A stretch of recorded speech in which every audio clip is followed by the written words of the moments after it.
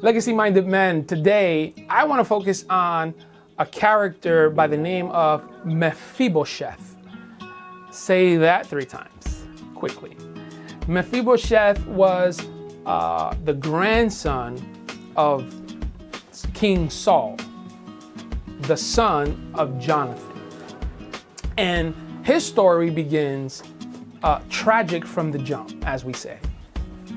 The Bible says in 2 Samuel chapter 4 that while the people of Israel were receiving news that King Saul had been killed or he died by his own sword, and also Jonathan, the son, the next in line, also died in the war, the nanny that was taking care of Mephibosheth took off with him. He was only 5 years old and ran out, and in the process fell and dropped him, and the injury to him was so severe that he lost the feeling and the function of his legs. So he became disabled. He became what the Bible talks or uses the word lame. And fast forward, we don't hear what happened to him, where did he land or stay for the moment. But when we fast forward and King David is now in the throne, if you remember, David and Jonathan were very close. They were best friends, and one of the things that they did when they were together hanging out, they made a covenant to each other. And David told Jonathan, no matter what happens, I will take care of your family. No matter what happens, I will make sure that your family is okay. Because remember, even though Saul was the king, David was anointed at a very young age by Samuel when right before he killed Goliath the giant. So he didn't become king till years later, but he knew he was the next in line, even though Jonathan technically should have been the next one. God had already selected David. So in the process, David befriends Jonathan, they become really close, and he tells Jonathan, I got your back. So now Saul is dead, Jonathan is dead, but Mephibosheth is alive. David doesn't know he exists, but he asks one of his servants, hey, is there anyone left from Jonathan's family, his lineage, his house? And the servant tells him, oh yeah, Mephibosheth. And David's like, where is he? Well, last I heard, he was in this place called Lodabar.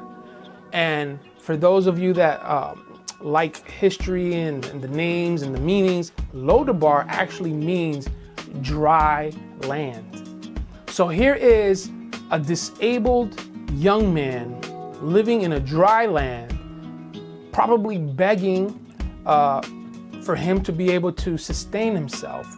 Because when you are an invalid or disabled back in that time, you really couldn't do anything as far as work, and society saw you as a lost cause. They saw you as someone that had nothing to offer. And so, as you can imagine, here is the one person that had access to the throne from a dynasty standpoint or a monarchical standpoint, but has no identity. He's rejected, he's dejected, he has no future.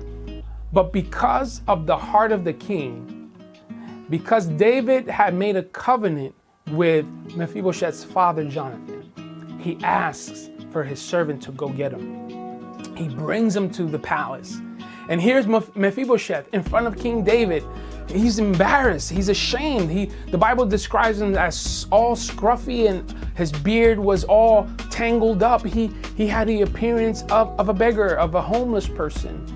And David gets him to eat at the table with him, the king's table. And for those of you that are visual, in those days when you ate at the table, you actually ate either kneeling down or sitting on your side.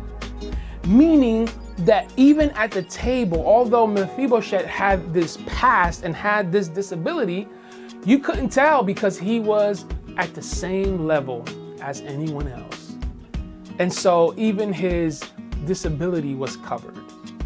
See, God does not see what has happened to you to be able to use that to identify you. God uses what happens to you to bring glory to his name by redeeming what has happened and restoring your name, your dignity, your identity, and giving you a new name, a new identity, child of God, son of God. He gives you that identity. You don't deserve it. I don't deserve it. But guess what? We can't lose it either. We can't earn it. We can't lose it. It is God's design. And Mephibosheth had an opportunity to get restored. And the Bible says that he was loyal to David. He did everything that David asked him to do. He loved him and he served him. And so the king wants you and I to sit at the table, regardless of our sin, regardless of what we've done and what we've been through, because he's the one that gives us identity and purpose to live it out for his glory.